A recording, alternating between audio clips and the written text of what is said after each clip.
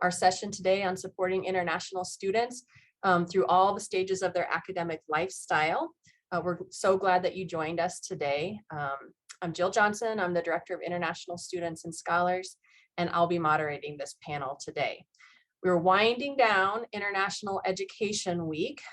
It's been a busy and fun week of events on the University of Wyoming campus. I follow some of the social media for our partners in Northwest College, and I know they've been very busy too. And I'm guessing that our community college partners all around the state have been really busy hosting events for International Education Week. So this is kind of a highlight though for me, because it's going to help with some practical learning opportunities for all of us. International Education Week is a joint initiative of the U.S. Departments of State and Education to celebrate and recognize the importance of internationalization in all of its forms. We're excited to be sharing this stage with our esteemed Wyoming Community College partners, and we're excited to learn from them about how we can best serve international students. Let me take a minute to have the panelists introduce themselves. Maria, can you kick it off, please? Sure. I'm Maria Almendares. I am an immigration coordinator in the ISS office here at the University of Wyoming. I've been in this office 18 years and 7 years in my current position, and absolutely love it. We work with a great group of people. Basically, in my job, I work with current students with immigration regulations, academic success, continuing to work with students even after graduation as they're on work authorizations, and currently a doctoral candidate in our higher ed administration program here at UW, and really looking at student services and how our student services work to support our students. So really enjoying getting to connect some of what we do to study.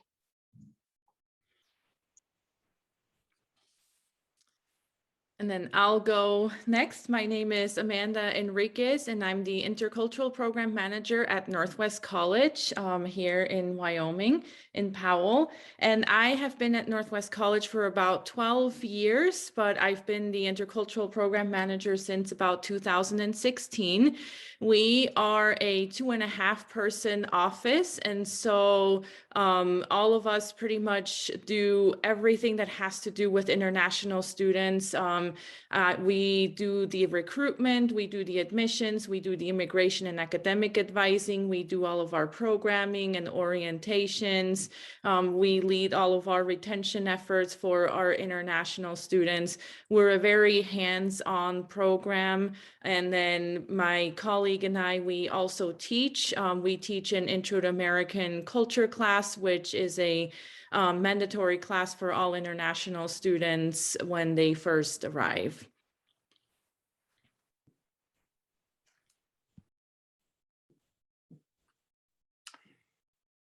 Well, hello.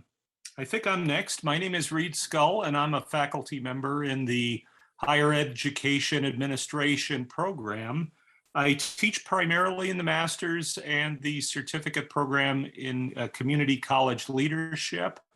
And I spend a lot of time advising doctoral students in our program, a few of which are right here on the panel. And I have participated in a number of international study abroad programs. So I have some contact with international programs and work with international students. And some of my interests include virtual study exchanges. So thanks for inviting me to this panel.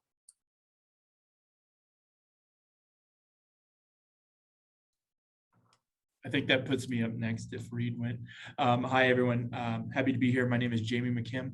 I work for Laramie County Community College. Specifically, I work for the Albany County College branch, which is the oddly named one. It's Laramie County Community College, but I'm the only one in Laramie, and it's Albany County. So that's tough to explain to international students sometimes, as we all who work with international students know this. I am entering my 7th year as the DSO on our campus here. For those of you who work on branch campuses or at least smaller community colleges, you know that they tend to pile a lot of jobs into one. So DSO was my initial position when I started here 7 years ago, in addition to financial aid and student services specialist, all these jobs rolled into one. But I work on a very small branch campus, so I work with a very small community of international students who do take classes here specifically. But I have been partnered with the University of Wyoming for all 7 years, and the very awesome Maria, who we contact each other often, work with the same students. UW students tend to take classes over here. Maybe if they're struggling with some classes in the big area, they want to come to something small. So that's kind of my area. I'm also a doc student with Maria, and I'm so happy to see so many people that I know from higher ed here. Bert is here and Abby, so I'm glad to be here. Thank you. Hi, everyone. Good morning. I'm Isa Helfgott. I have the extraordinary privilege of serving as the Vice Provost for Global Engagement at the University of Wyoming. In that capacity, I oversee all aspects of the university's international activities. And on a good day, I get to interact with the international students and scholars team. And I usually just have the joy of getting to meet the international students at our events. I also am a member of the Faculty of History, and in that capacity, I supervise both undergraduates and MA students in American and Comparative Cultural History. And it's such a thrill to be here with you today. Thanks. Hi, everybody. I'm Astrid Northrup, and I'm Professor of Engineering Science and Math at Northwest College in Powell, Wyoming. Amanda Enriquez is my colleague, and I was very excited that she asked me to be on the panel as a faculty member. In our field, we have a very high percentage of international students in our classes. Engineering and math seems to be a natural fit for the skill set that a lot of international school systems promote. So it's really good to be here, and I'm happy to meet you all. Thank you all. So I see it in the chat, but just a quick note to the guests, if you have questions, please feel free to plop them in the chat. Maria and Abby will be monitoring that, and we'll get to them in those last 30 minutes. But with that, I'd like to get to one of the more important questions right away. So many may have seen the most recent economic impact data that was released by NAFSA and the Open Doors reports for the 2020 academic year. So international students contributed $14.3 million to the Wyoming economy and supported 114 jobs in 2020 in the state of Wyoming. This is down significantly from a contribution of $21 million and 166 jobs supported in 2019, but it's still a very significant contribution. But the presence of international students on our campuses is important for reasons far beyond the economic impact that they give us. I'd like to ask Vice Provost Helfgott to please share some of those reasons with us and her opinion. Thanks, Jill. As I said to the panel beforehand, I could spend the entire hour and a half talking on this subject, something about which I think we all who are here feel very passionately.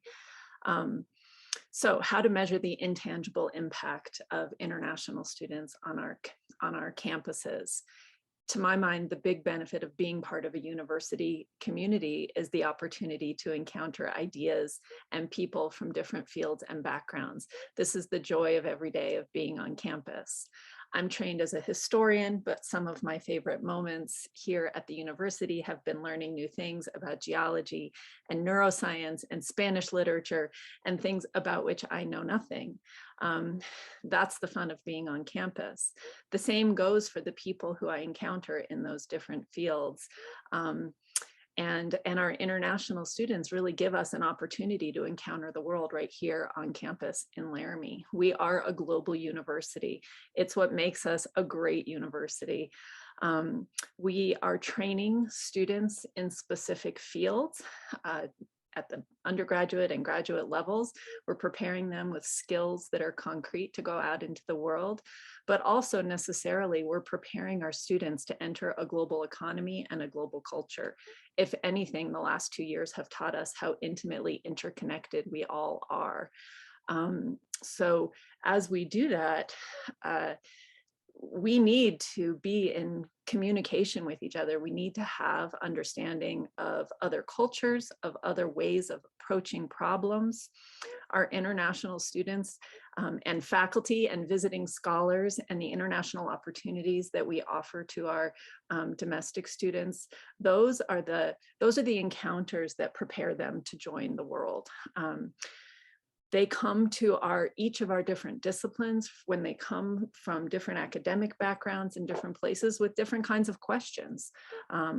Students who have studied history in Asia or Africa or Latin America come to my classroom with very different questions about the progressive era in the United States, which is what I'm teaching this semester. Those questions that they ask force me and force our students to approach their studies in different ways, and we all benefit from that diversity in perspectives. It's that challenging of our assumptions within every academic field that pushes innovation. Our university is really, we're committed to thinking in new ways. We're reorganizing the university, and we really rely on our international community to help us think about how we might approach things in new ways. And then there's also, of course, just the beauty of intercultural communication, right? To get to meet somebody. I'm from Washington State. I went to school in Pennsylvania and Massachusetts. I have students in my class this semester from Germany and England and New Jersey and California and Wyoming. And it's in those interactions, and Tennessee, and they bring such different life experiences to every conversation, and they teach each other in sharing those life experiences. I really could go on and on. I have learned so much about our international community at the University of Wyoming since joining the Global Engagement Office.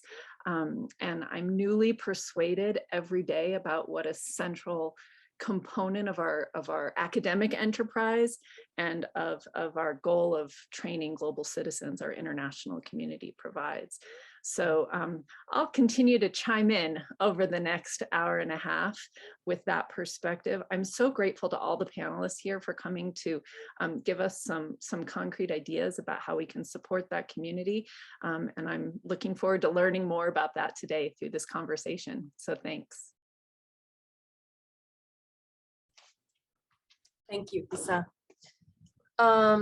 So when we arranged this panel, we talked about the life cycle of international students. So we're going to get to kind of the nuts and bolts and the nitty gritty on how we can support our international students through recruiting all the way to as they join us as alumni and beyond. So we'll start with the first stage in the life cycle, and we'll talk about recruiting, college admissions, and college applications and admission. So these are the stages. This is the stage where students are recruited, find a school, compile their application materials, financial commitments, and then they're accepted to the university. So what role do faculty, staff, and administration play in the recruitment and admission of international students? And I'm going to throw it out there to our panelists.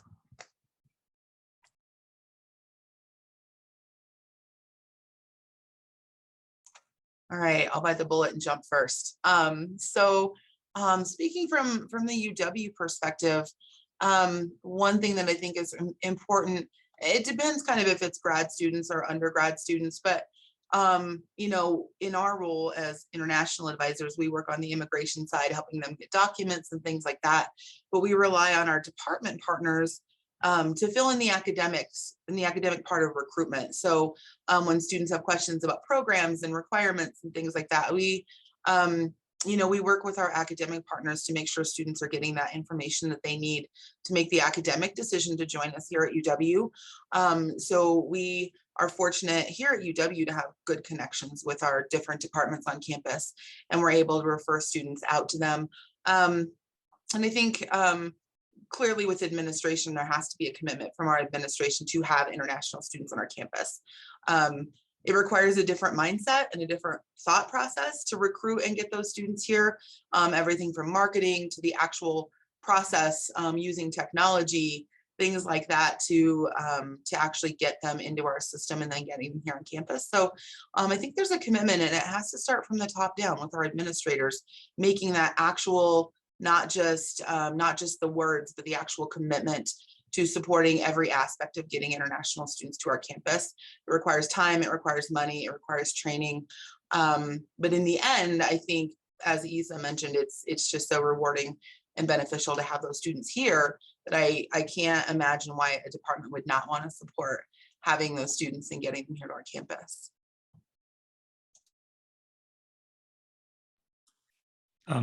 This is Reid. I'd like to kind of piggyback on Maria's comments. And I think for faculty, one thing that we should keep in mind is committing ourselves to being present for these students, particularly answering the phone, answering emails, and taking the time out to spend a few minutes, whether it's on the phone or on Zoom, with these potential learners who are interested in our university, knowing all of the resources that they bring to the table in terms of teaching and learning.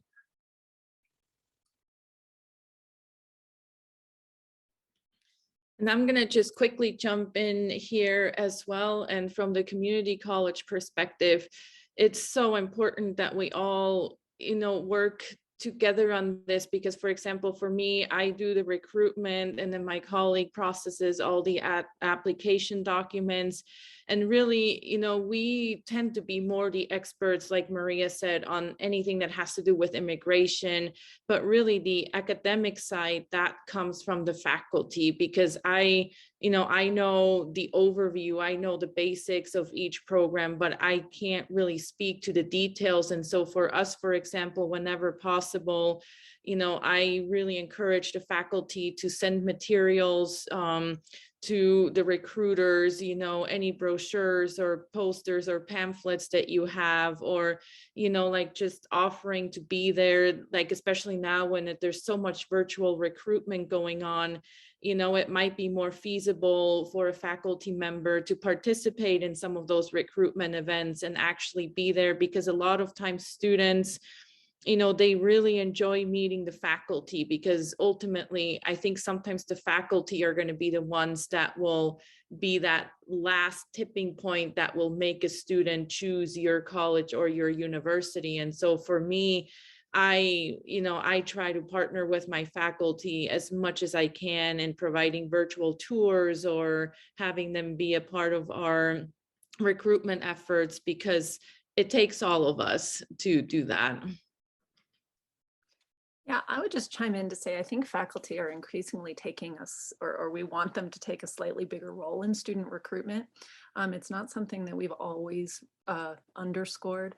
But one thing I'm communicating to faculty is that we have this really untapped potential, including recruiting international students. And so we're really trying to work with our faculty to help them understand what are the details that international students need to know that maybe some domestic students might take for granted, about the structure of the curriculum, requirements, the kinds of classes we offer in terms of size and course requirements, testing versus writing, those kinds of things.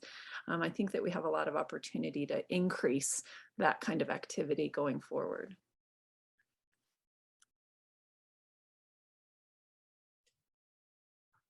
Great. Thanks, everybody. I really appreciate it. Sorry, I had to duck out there for a second. My child's school called right in the middle of that, so everything's fine. The next phase in the cycle is the visa application and travel to the US. During this stage, students are prepping and preparing for a visa appointment, travel to the US, arriving on campus. There are many challenges that students face at this time, and the past 2 years have added a new element as COVID impacted the world, continues to impact the world, quite frankly. Many students are at the mercy of the consular official when applying for or renewing their visa, maybe questions of funding, length of study, ties to home country, or some unknown reason. What are or should institutions be doing to aid students as they prepare and have their visa interviews? For students who cannot obtain a visa, how are administrators and faculty adapting to meet the requirements of these students? We've had a lot of students having difficulty getting an appointment even. Those are far into the future sometimes. And how can institutions support students as they move from home to campus and into our communities for those students who are successful in obtaining their visas?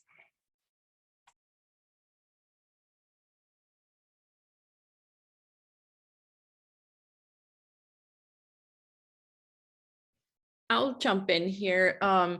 So again, we're a very hands-on program. And so we're there every step of the way, helping our students kind of guide them through the application process. And I'm going to speak in particular here to the community colleges, especially when it comes to the visa interview. We send our students kind of like a outline of some of the questions to anticipate and how to better prepare for the visa appointment, because those appointments, they're 2 minutes, 3 minutes top. If a student doesn't go in there and has their story straight and knows what their academic plan is, then sometimes it becomes very difficult to convince the consular officer why they should come study, especially for us in Powell, Wyoming, at a community college. And so we also work a lot with our students to, really help them understand the importance of community colleges and how they fit into the academic career,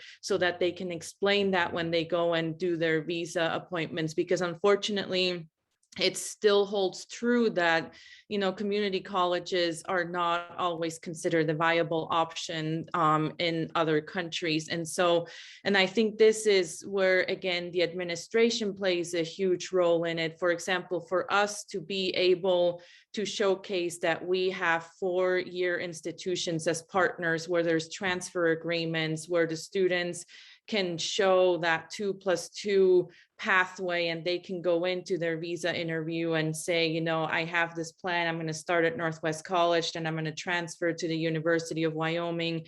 That really speaks volumes. And so, for us, for example, we're always looking at ways of how we can partner with 4-year universities to, be able to solidify kind of what that recruitment process looks like, and to make it easier for students to be able to get a visa to come study in the United States. So again, I think that's where, faculty and administrators can play a role in helping with this, because if we can showcase, the ties to a program, or, maybe a letter from a faculty member of how this program can help a student. And then we can showcase that, if a student gets accepted to Northwest College, for example, we include a letter from the University of Wyoming that says that if they graduate from Northwest, they're guaranteed admission to UW. And those are the things that really, really help students.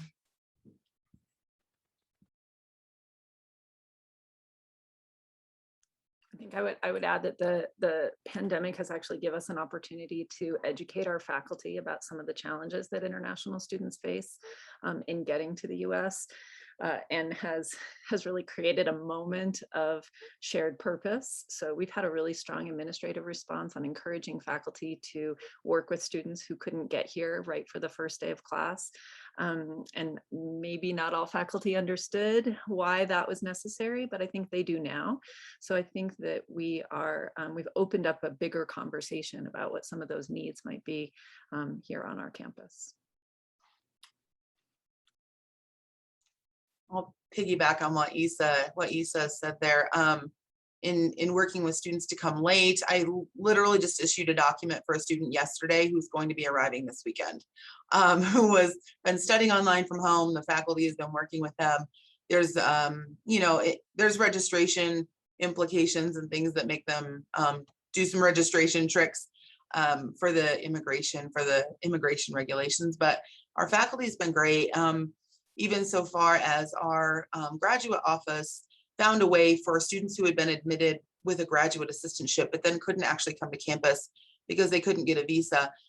They worked through the system to make it possible for those students to still have classes paid for. If they could do their assistantship duties from home, they could still receive stipends. Even worked with our human resources to get that coordinated so they could be hired. So some of the folks on our campus here have really come through for that. We last year had just about 60 students who were studying online from home because either they couldn't get a visa to get here, or they had gone home and couldn't come back. And I think that really provided a good opportunity, because had we not created a way for those students to study online from home, we would have lost them to an institution who would have done that. So that I think was really important. I've not yet gone back and put the numbers to how many of those students were able to join us this year, but we're down to between 15 and 20 online from home right now. So I think the pandemic, while there was so many things that happened that were so challenging, that's one great thing that came out. And I hope in the future that it would continue, that we would work with students who just maybe aren't ready to travel to the US yet, or can't get the visa, maybe don't have the funding yet, to be able to start their program from home in a comfortable environment. And that might even help them to be more successful because they've laid the academic base while they're in a culturally comfortable situation, and then have them be able to come into the US and continue to be successful students here.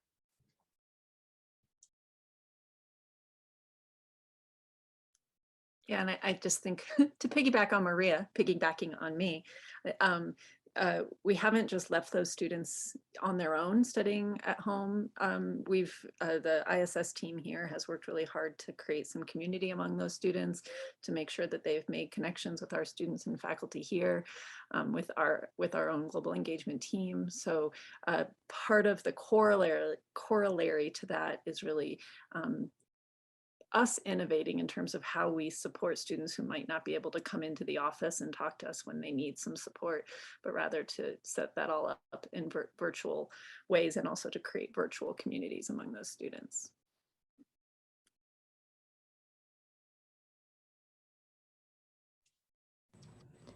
Thanks, everybody. Oh, please speak.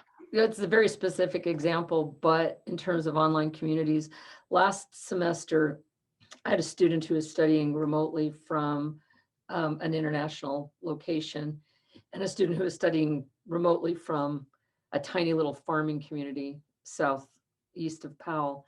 And the two of them developed a partnership that really benefited them both. And I kind of just saw it happen. You know, I didn't really facilitate it except just to make sure that everybody knew each other, but it was really neat to see. And they both ended up really benefiting from that, because they were isolated in the same way in two different sets of circumstance. So that was kind of cool. I think that's important to recognize, that all those similarities, we always highlight some of the differences, but there are so many similarities that make us human, right? Any other thoughts on that life cycle phase? Okay, we'll move on to the next phase in the life cycle, which is maintaining status, immigration status in the US and education. Studying in the US brings unique challenges for international students, different language and culture, homesickness, that roller coaster that folks in our profession talk about a lot, and senses of belonging and full-time enrollment, work restrictions, all of those things with being a student in the US. ISS offices are tasked with monitoring students' enrollment status. They're constantly updating students with immigration-related information. They also work with students who are struggling adapting to US culture, the classroom, and many other things. What are best practices that you have or use in your classrooms? We're also educating the folks on our college campuses about many of this stuff too. So what are best practices that you have or use in your classrooms and in your offices to help students successfully integrate into your learning environment? And how does your support of international students help to diversify your classroom and the perspectives for all students?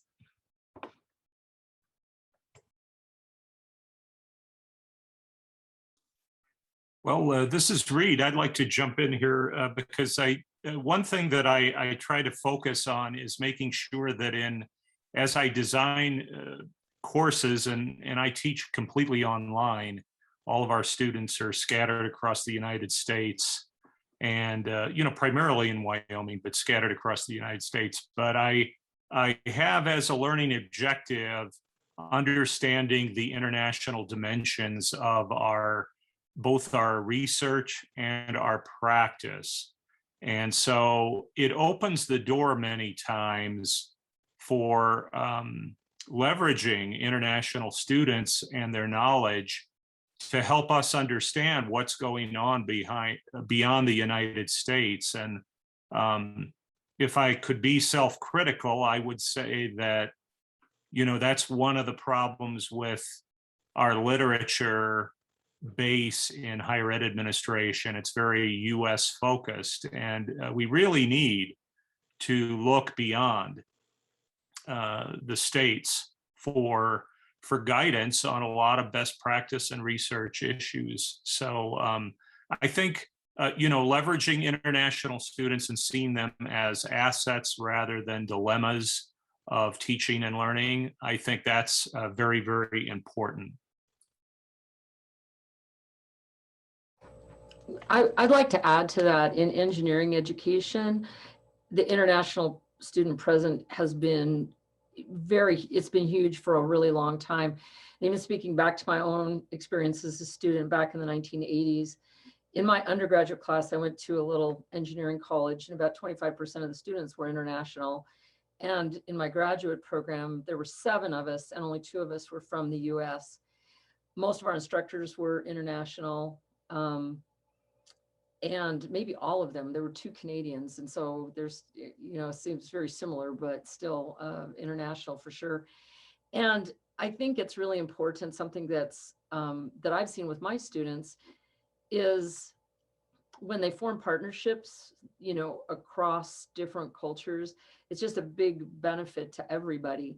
And I've never really had an overt objection or an overt negative reaction to having international students, but I do make a point of telling all of my students, domestic and international, that this is the reality of science and engineering. This is who your colleague, these are who your colleagues are.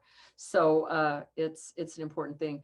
We do have some really interesting issues. For example, the United States uses 2 different set of measurements. We use the SI system or metric system, and we also use the US customary system. And a lot of our international students are really kind of horrified because it is kind of horrifying. I mean, metric is 10 times better. So it's a thing that keeps coming up over and over again. But I think it's good for everybody, and I think it's a treat to get to experience that degree of diversity, not only in terms of, I mean, it is definitely in terms of culture, but just in terms of perspective and education in their, the fact that the US educates people differently sometimes. And you can see sort of a different perspective on how they view the difficulty of material sometimes. I mean, sometimes international students really have had so much more background from certain school systems. They're just way more prepared for the realities of science and math education when they get here. So often they're class leaders, which is really nice too.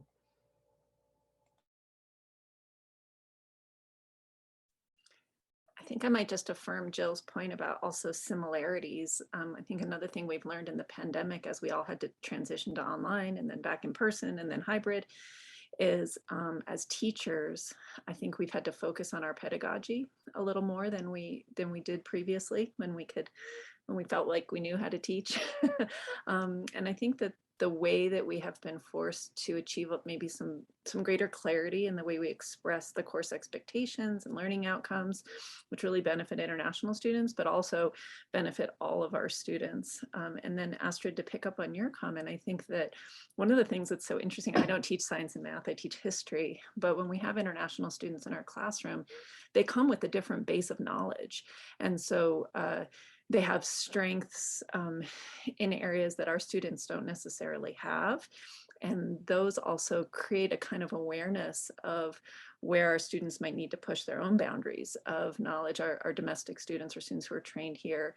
And that's really a nice conversation, I think, because they're sharing areas of expertise from different pedagogical systems, and they learn so much more in that way, and they really come to value additional kinds of knowledge.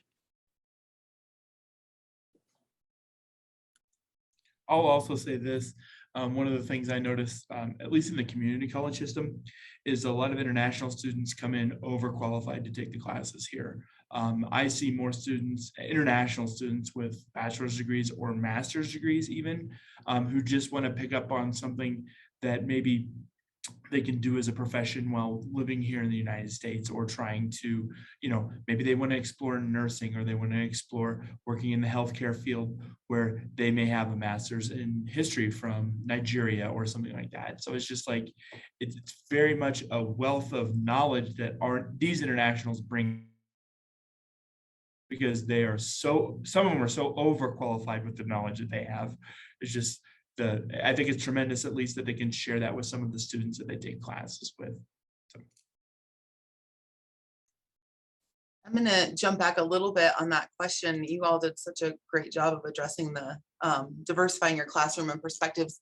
From the international advisor perspective, kind of going back to the beginning of that question with struggle with language and culture and all the requirements that our students have to follow.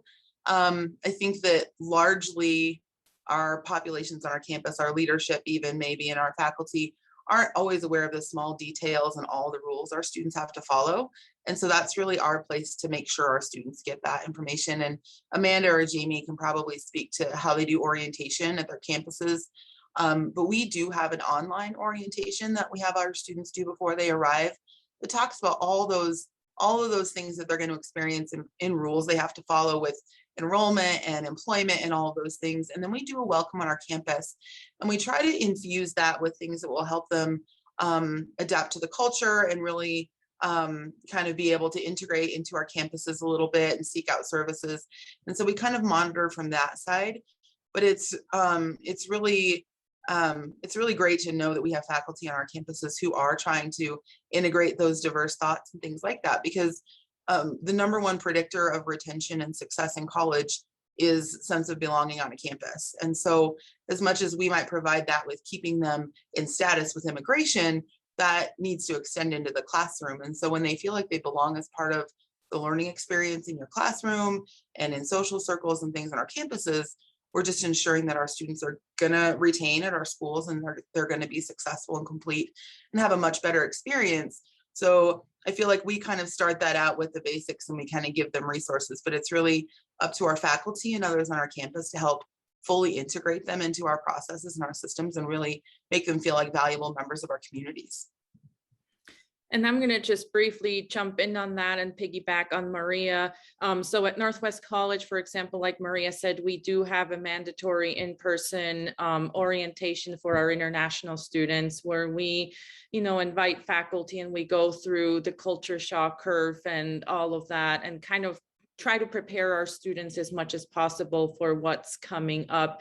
And that is also one of the reasons why at Northwest we do teach an Intro to American Culture class, which is a 4-credit humanities course that all of our international students take. And one of the reasons we started doing that is so that we at least have all of our students in class for a full semester, because then I get to see them twice a week. And then, that way we can kind of help monitor, and we can, talk about things as they start coming up. We can tell right away when they start heating or when they start getting into that bottom of that culture shock curve, where, they start maybe missing classes, depression starts setting in, anxiety. And so one of the reasons why we teach that class is so we can try to keep track of our students and help them navigate through that first semester. And then another thing is, we work very closely with our faculty, and I really try to encourage our faculty, and they're really good about that, is, if a student starts missing classes, they email us, they let us know, or if a faculty member is struggling with an international student, then they reach out to us, and then we really try to work with the faculty, to figure out if it's an effort thing or if there's something else going on. We also work with our registrar's office, because a lot of times, if a student starts failing a class, then the faculty will put in an administrative withdrawal, but sometimes international students can't be withdrawn from classes, because if they drop below the 12 credit requirements, they're out of status. And so our registrar now has gotten to the point where if they get a help alert or an administrative withdrawal, they reach out to us and they don't do anything until they hear from us of whether or not that student can actually drop a class. And so again, it takes all of us to work together on this. And the open communication is really key, especially within departments and faculty and staff. So.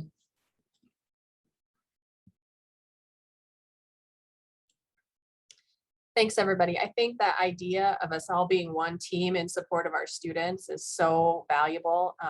We just could not do our work without the support of our faculty and staff on campus. So I appreciate you all. So we've gotten them to the finish line. Our students are getting ready to graduate. They're sharing their future plans with us. For international students, the timing of graduation and job offer cycle and job search can create a lot of stress. While some international students will return home, several students will begin the job search aided by the OPT, Optional Practical Training program that allows students to work after completing an undergraduate or graduate studies. The OPT program allows students to work in a field directly related to their studies, meaning students are often limited in their job search. There are time limits that students must abide. For students who are completing their studies or OPT, there is no clear path to residency, permanent residency. How can faculty, staff, administrators support students transition from study to employment? And then this is aimed to be a discussion about having clear completion processes and schedules for degree completion so students can plan ahead, supporting networking in job searches, etc. Just the whole slew of services moving forward. So I'll turn it over to you guys.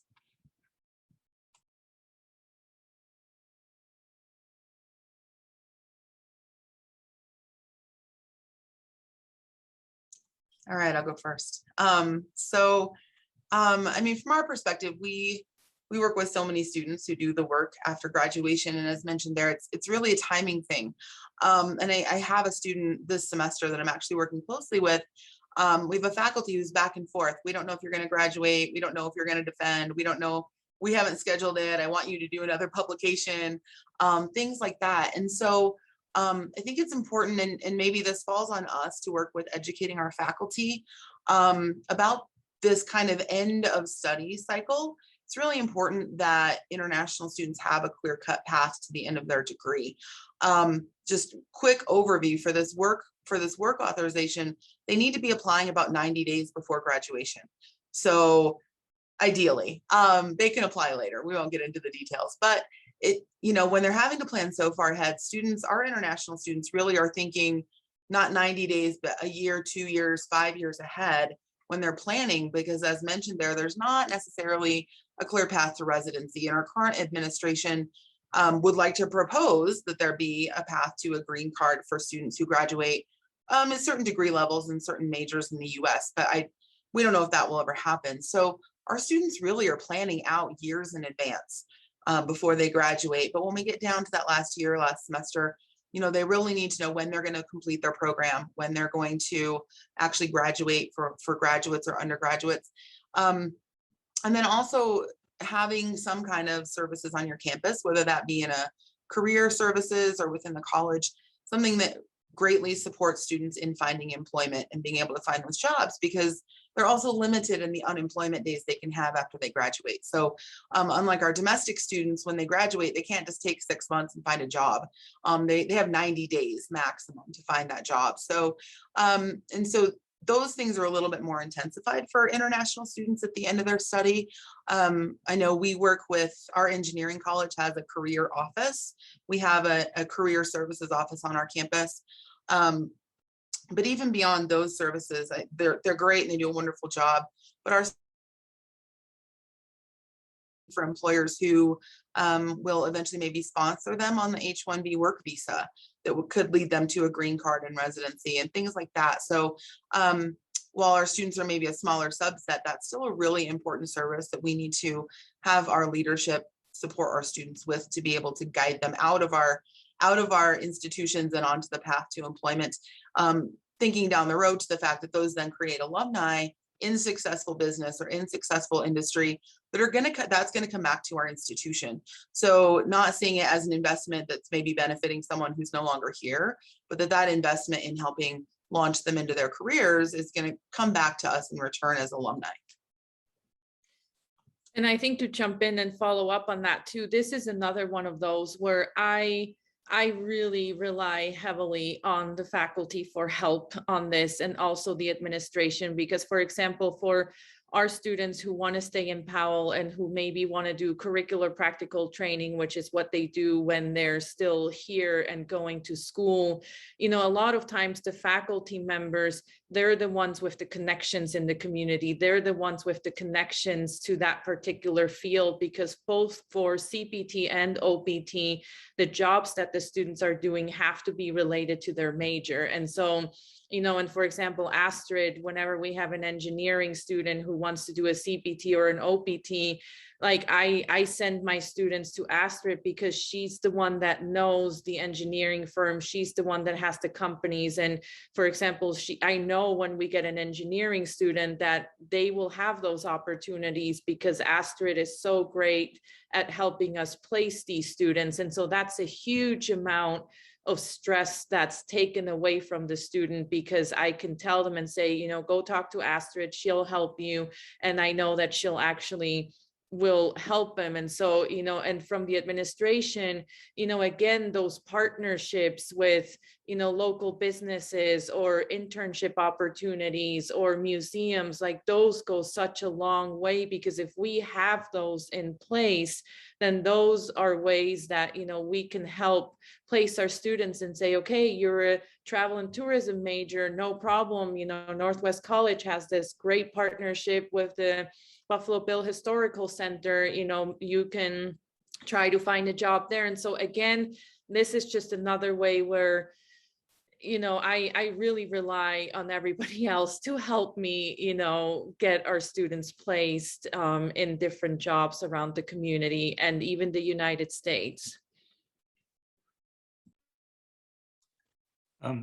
Yeah, this is Reid. I think one thing, you know, our program is a little bit different because it's primarily graduate education, master's, doctorate, and certificate programs. But one thing that we do, which I think is good for all students in our program, not just international students, but there's special attention on this amongst our faculty, and that is to involve our international students in some of our research projects and some relevant professional associations well in advance of graduation, so that they get a sense of what the possibilities are at the university and the community colleges and academics generally, and that they have a tie to faculty that is a bit stronger so that they can enlist our help as they apply for positions. But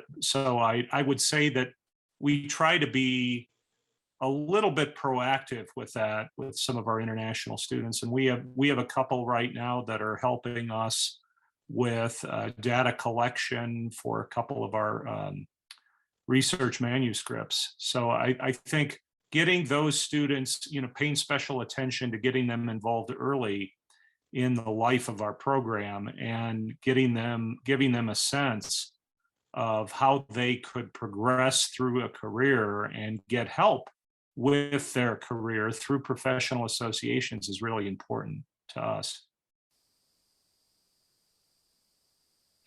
I would just add, it's kind of just to restate, Reid, what you just said, but I think that those personal relationships with faculty that are cultivated through research are really important. And I think the university is moving as a whole. Higher education, you know, we're really trying to emphasize undergraduate research in a way that we didn't used to do in all fields. So it's different in every discipline, but highlighting independent research within each individual fields, but done under the supervision of faculty, I think is a really good thing that we can do.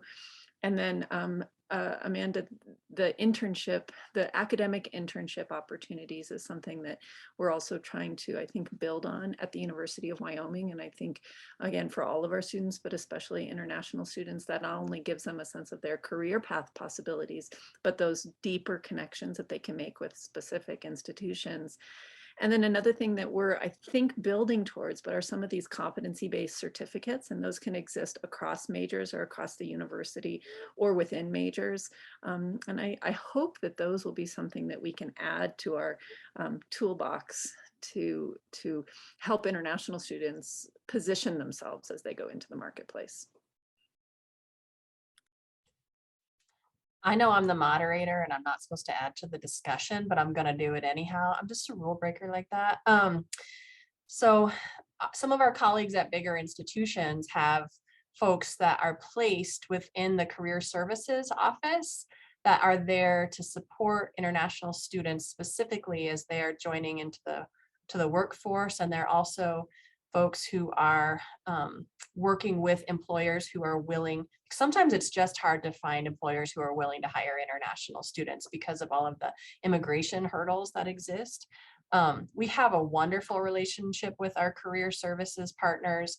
And I think that all of us long for a moment when we are not in budget cuts and that positions like this could be added so that we could specifically support this population on a campus, because we know that probably even more so than a domestic student, career outcomes for international students are important. They've made the decision to study abroad in an effort to find a job that can support not just themselves, but their families back home moving forward. So they're trying to raise the whole status of the internet of their families. So wouldn't that be awesome to be able to have a person placed in our career services offices that specifically works just for an international student and also for employers who are willing to seek international students in their companies. So that would be awesome. Fingers crossed that happens someday without budget cuts. Any last minute thoughts on this topic before we move on? Okay, so we're at Alumni, where our international students have graduated. They are in jobs, whether here or back home or in a third country. They're spread all over the globe. Our alumni associations are not always as robust internationally as they are domestically. And sometimes it's not common to see alumni re-engaging with their home institutions. How can we build communities of alumni when they're so dispersed? And what is the relevance of international alumni engaging with their home institutions? So turning it over to y'all.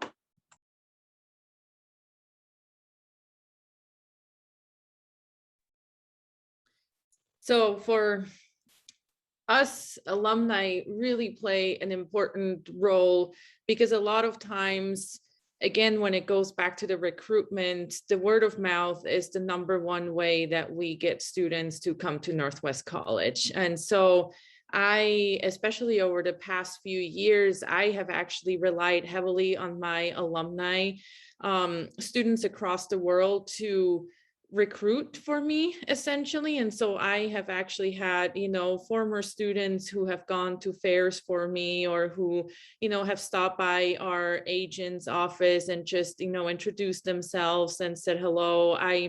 Every time, again, whenever I get a chance, I have a student with me when I recruit. So whether it's at a fair or whether it's doing a virtual campus tour in their language. So I use both current and former students to do that. And I think that really engages them because they still follow our page. They still reach out to us whenever we travel to a country.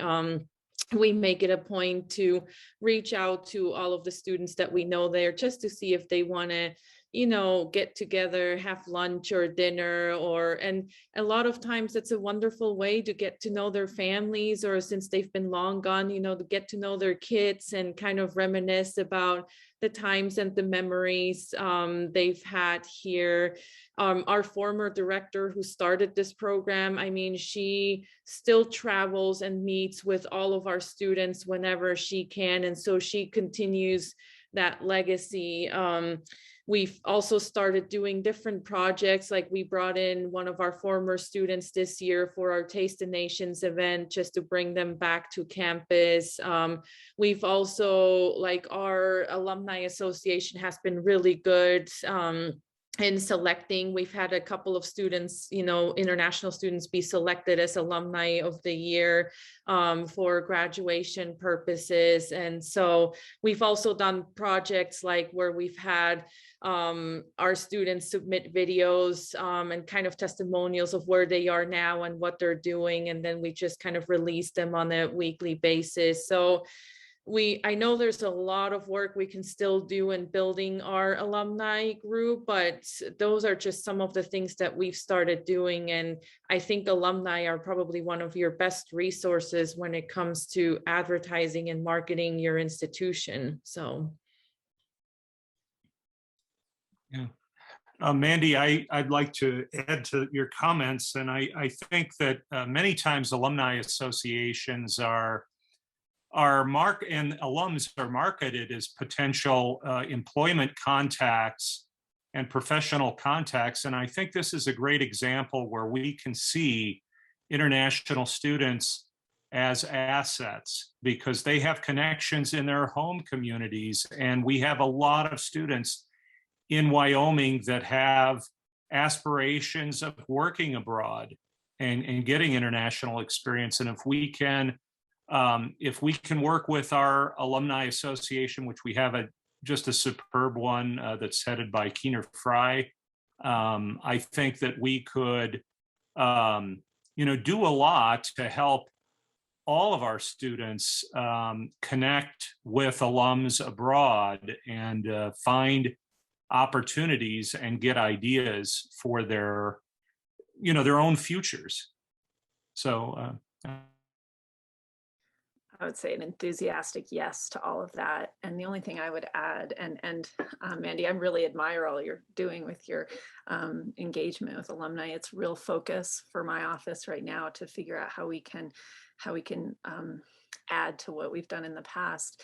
I would just say too, we rely on our alumni to reflect back to us what works and what could be improved on at the university. That's true for all of our alumni, but I think where things stand globally right now, we really can lean even more heavily on our international students to give us feedback about their experience at the university, their perceptions of the university within different professional backgrounds and fields, what they would like to see the university doing. I think we might get a slightly different perspective on those questions. And it's really critical as we plan, in President Seidel's words, to be the best 21st century land-grant university that we can be. To have those perspectives from our international alumni will be critical. And I think one way that we bring our academic partners back into that is creating some kind of a share. And I know within our unit here at UW, we have a position now that is working on building global alumni, and clearly UW has a lot of work to get a global alumni group going. But I think from my perspective anyway, in talking to our international student graduates as they go out into the world, they keep in very close contact with their faculty that they had, whether that be PIs at some point or just academic mentors, faculty they've worked with. So I think that likely they're keeping in closer contact with their departments than they are with us even. And so I think as we start building those networks, reaching out to our colleges and finding out who our faculty are still in touch with, and getting them to give us the names or getting information out, I think is one good way to build that, because I think that you all as academic partners in the departments stay in real close touch with those folks, and you probably get feedback as to program and things like that. But it would be a really great share to be able to share those resources and collectively build that alumni group throughout the university.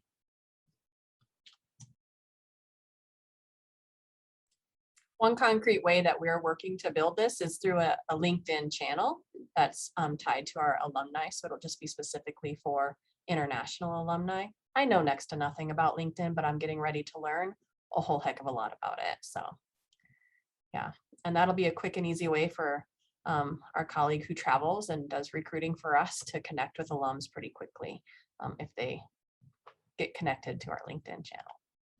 I think just also there's some responsibility that we have, right, to think about what we offer back to our international alumni community that incentivize them to stay in touch with us.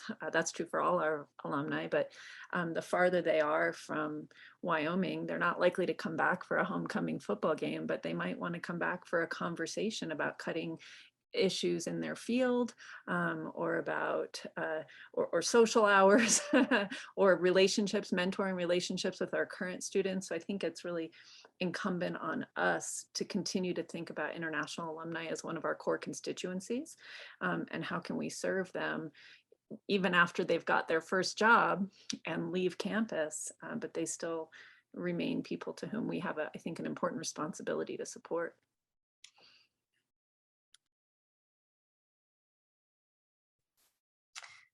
Okay, so we're entering into some of our listener submitted questions.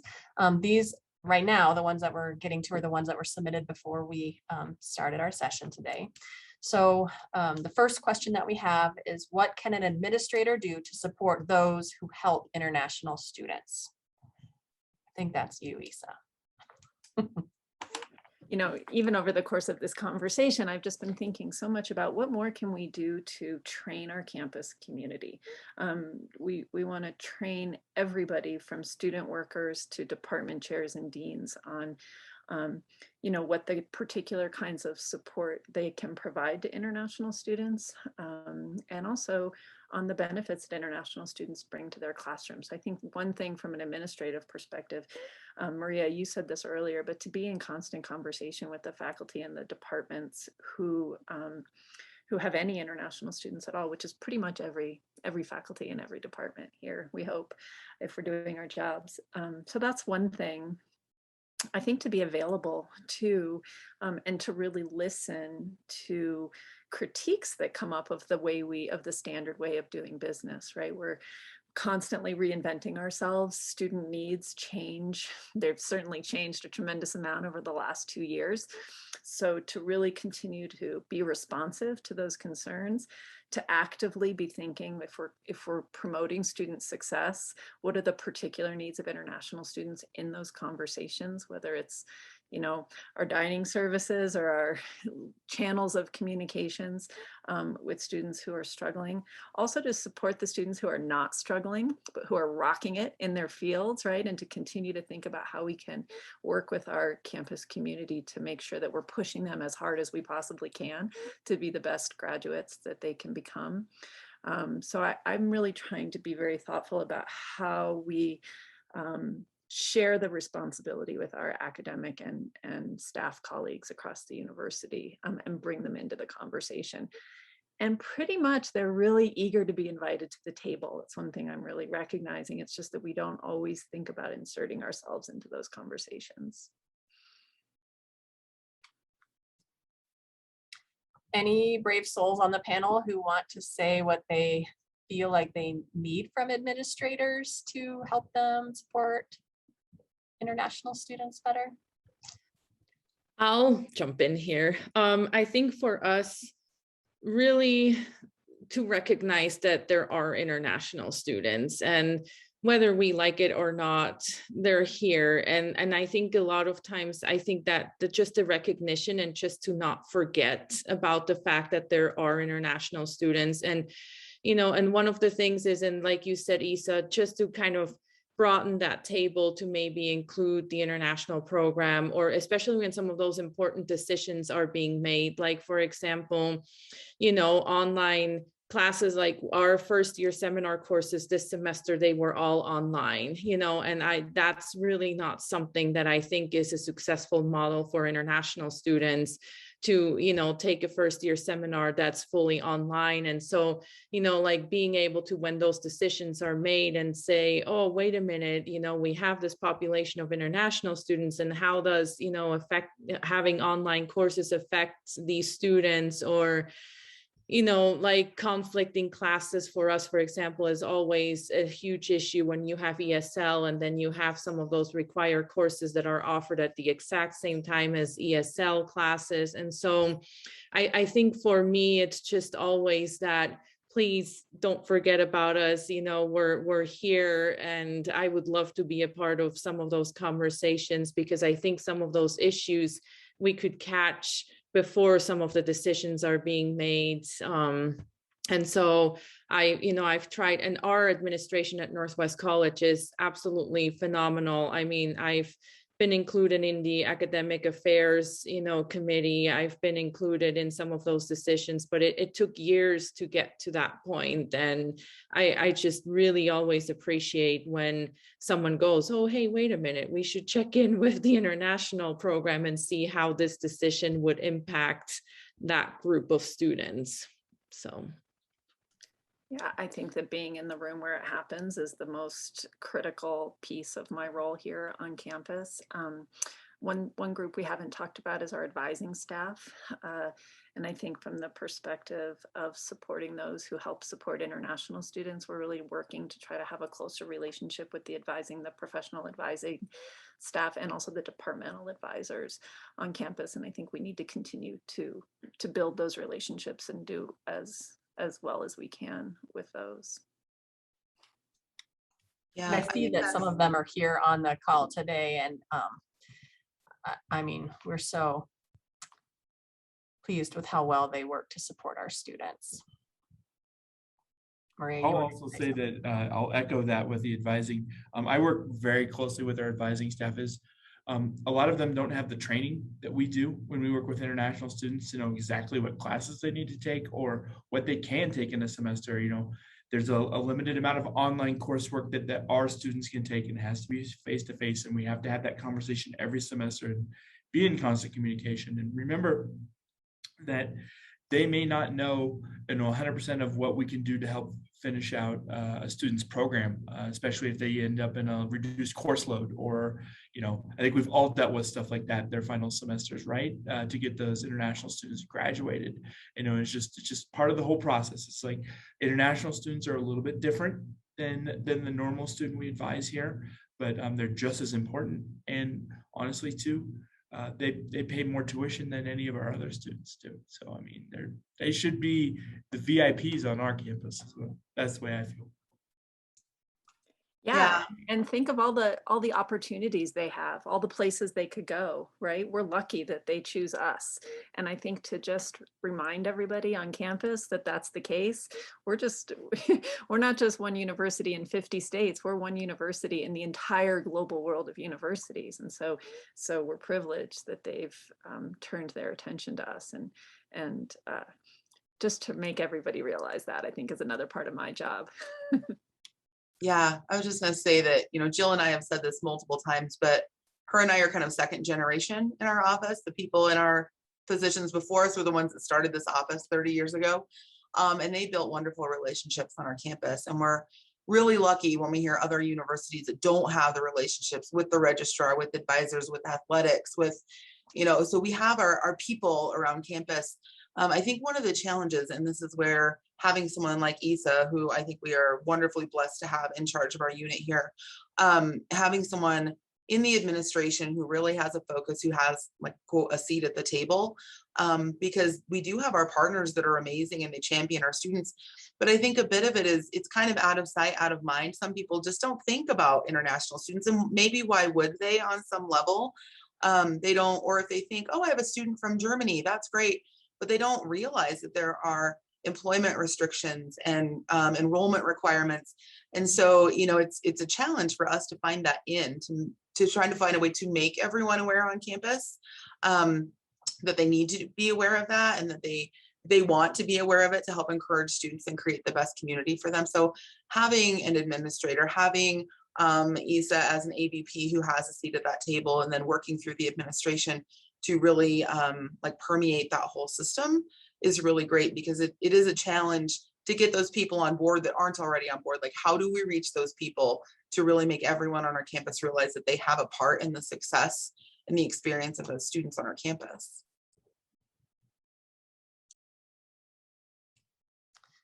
Okay. So I've been taking notes this whole time, stealing from our partners in particular. But one of the things that I've loved that has come out of this is, Astrid, you said that you tell your students, this is the environment that you're going to be working in. And I love that. One of the questions that we have is, how have you successfully integrated international students in your learning environments to diversify your classroom experience? So anybody have real success stories that they want to share about the learning experience? I think that's the goal, right? That's what we're all reaching for. So, but if there's any concrete examples from that. We have, I don't know if this is exactly what the question is asking, but we've had a couple of really successful career placements and internship placements for our students that have sort of gone hand in hand with the students' classroom work. And sometimes we get, like, as somebody had said earlier, that you get students with bachelor's degrees and, who are really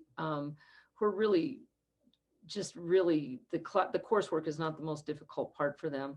But we've had students who have an exchange program with drafting students, where we've had drafting students from Germany who are just amazing. I mean, just really the best of the best. And they'll come over here and take engineering courses with us, and sometimes work for an engineering firm, and just sort of get the whole experience. And that's been really cool. And then another thing, like I said, it's been really successful to have the students begin to work in groups and to see each other as colleagues, which has been nice. And then a couple of placements in particular that just came to my mind. We had one student a couple of years ago who had completed most of the engineering curriculum, and he did some welding courses. We have a 2-year welding course. And so we were able to find a placement with him with an engineering firm here in town to do print reading and drawing prints. So it was sort of a combination. It was specifically for his welding, but it wasn't working as a welder in a shop. It was doing the sort of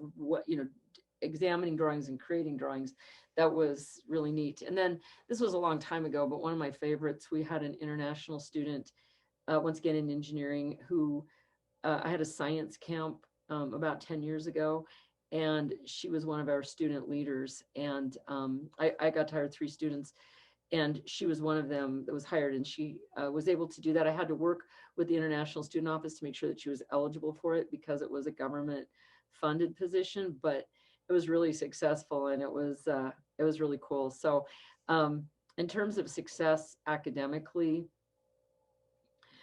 my experience with international students has been, the ones that I see in class are just generally very, very prepared.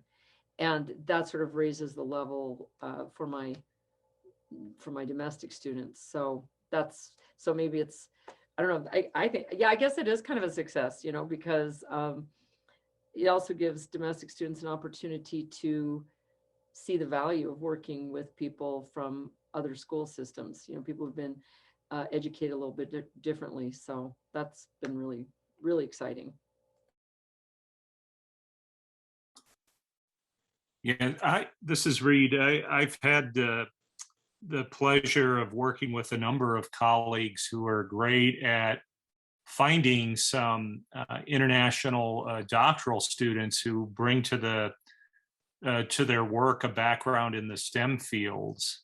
And this is quite helpful in when we get to the point of research, design, and collection in various studies. And they've just been outstanding. And we've actually had one research proposal accepted at the American Educational Research Association, which is the premier research organization in our field by miles and miles.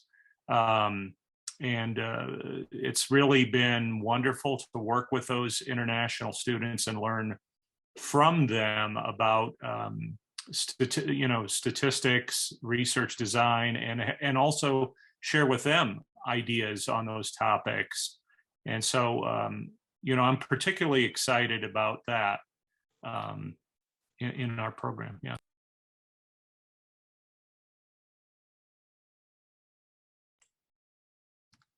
Great.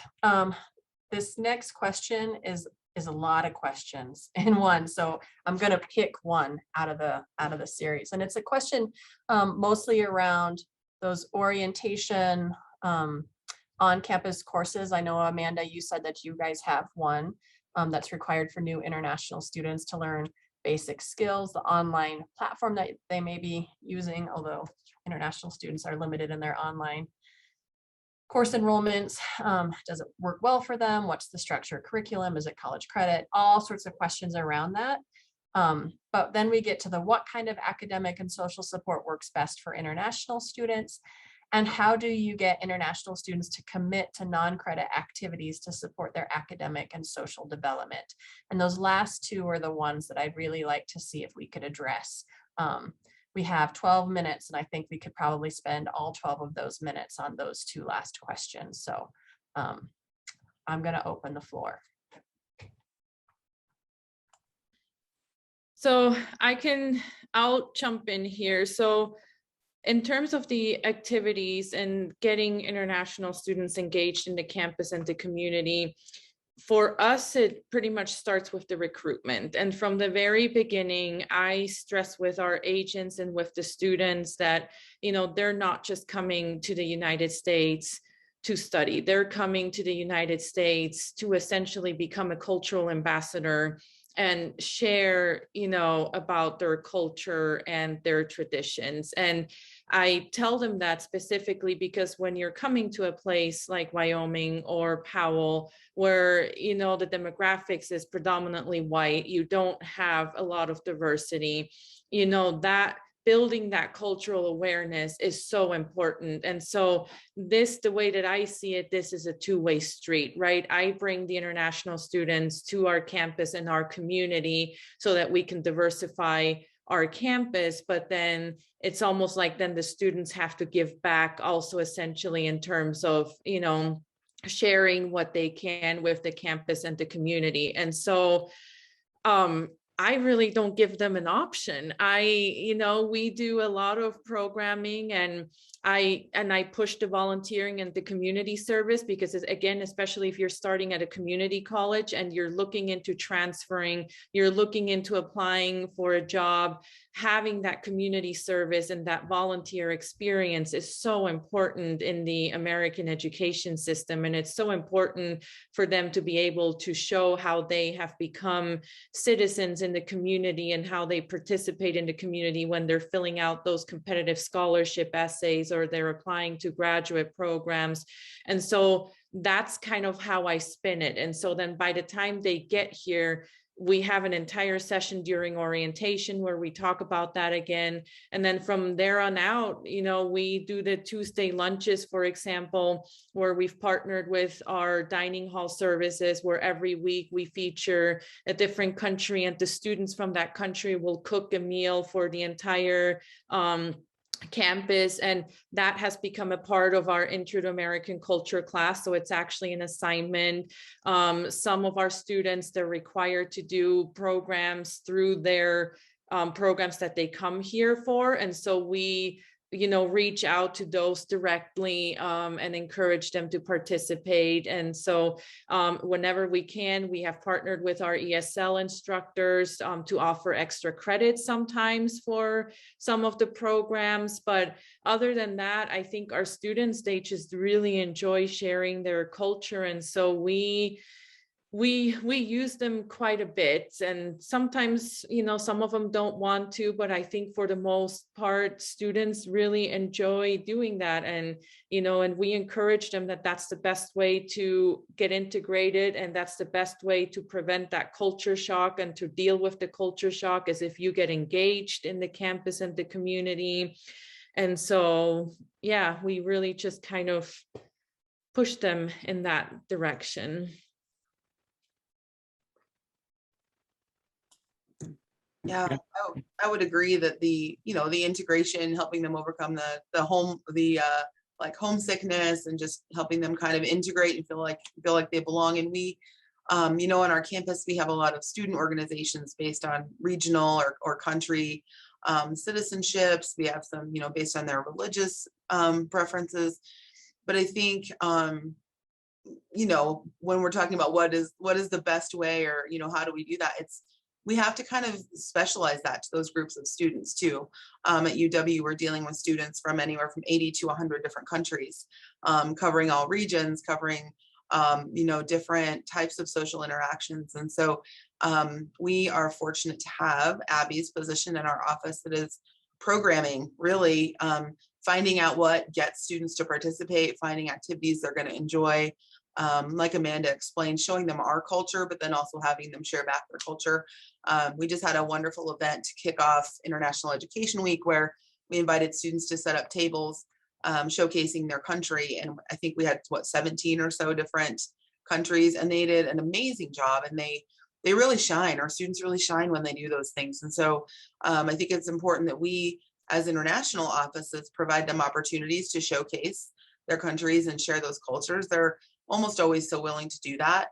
And then, of course, that bleeding over into the classroom, as both Astrid and Reid have mentioned, letting that bleed over into their classroom and sharing their background and culture and knowledge with their classmates. I think that that's really important.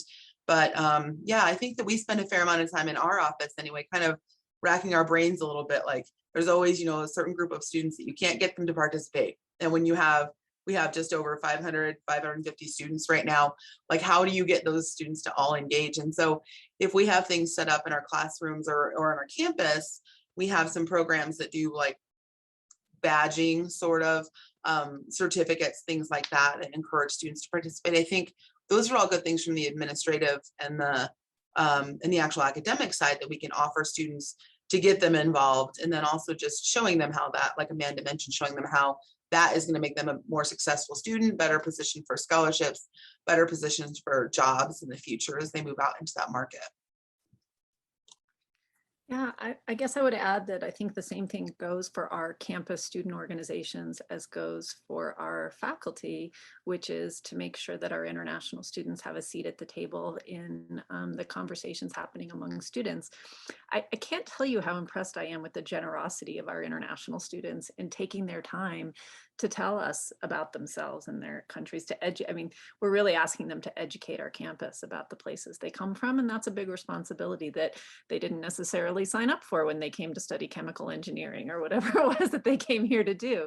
So they're extraordinarily generous. I'd like to give a little shout out to Jill and Maria and Abby and Diane, who are here from ISS. They do a great job of providing opportunities for international students to get together amongst themselves. But also I'd like to give a shout out to our ASUW on campus at the university that has really taken to heart, I think, the needs of international students as they've considered what our students need right now. Because look, we're all educators here. Our students need things they didn't need 3 years ago from us, right? And so I've been impressed with the desire of our student groups to understand what the particular needs of international students are. I hope we can continue to work with them so that there's an inclusive spirit, whether it's the rugby club, or or the student government, to make sure that those students also are encouraging the international student participation. And also just to remind our international students that, as much as they came here in part to learn about the US, we are all super eager and grateful when they take a minute to tell us about themselves. And that message is one that sometimes I feel like is hard to communicate. I think that sometimes our international students make a presumption that because they come from someplace different, that people here will not be interested. When in fact, I think really the opposite is true, right? Every time I have an opportunity to have a conversation with someone from somewhere else, I learn something about what it is we're doing on campus. And that's really a gift to me that they're giving me. So.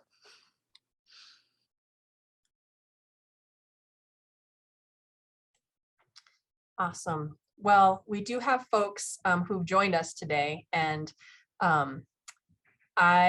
we have 3 minutes now. So I wonder if there's anything that any of our folks who've joined us today wanted to add that we haven't covered, or that they've had an experience with, or any last question that they have as we wind down.